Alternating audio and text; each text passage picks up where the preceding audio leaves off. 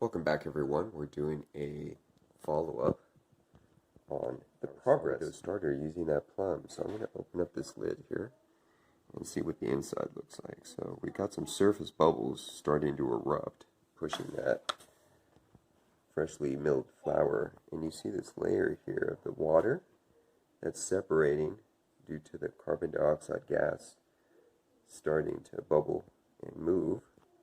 If we move it, let's see. Oh, got a little bit of bubbles there. Right there on the surface. Between those layers. You can see that, yeah. So she's looking good. We're going to mix it to a larger jar here and add some new flour. So first I'm going to stir it, but when I shook it, just to show you, those big bubbles were submerged rather. Oh, there we go. Now we see the fermenting activity that was under all those layers. Nice and bubbly. Okay, so now let's go ahead and feed that. I'm going to start by zeroing out my scale and adding the whole shebang here. We're talking the skins, the flour, the water, basically everything that was in that jar. Okay, so now it's empty.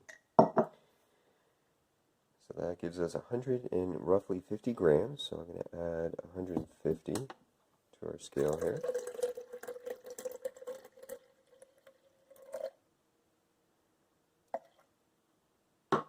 And give her a stir.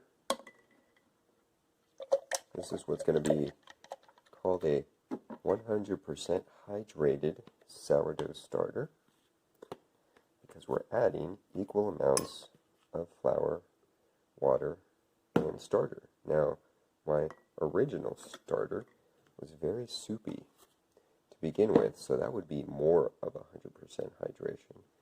But we're just going for it. You'd have to, the baker that is, would have to adjust the amount of water that they use in their recipe in order to compensate for that extra water added in the starter. So, which is why you kind of got to go off a feel sometimes. What feels right. So we're going to go ahead and mix this up and allow it to ferment for a few more days. Probably just one. But sometimes it takes more than one. But because we had such great fermentation activity to begin with, I don't think it's going to take very long. We're going to probably see some good development, meaning when I feed it, it'll be here, and then how long does it take to double? Does it take 4 hours, 6 hours, 12 hours, 2 days?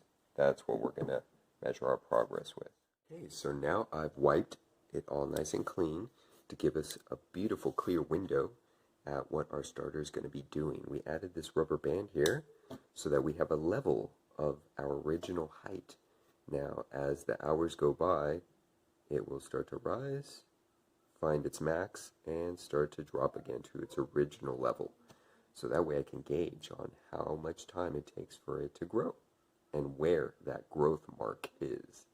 Is it a third, half, or 100% of its original volume? That's important. We'll discuss later why. Thanks for watching.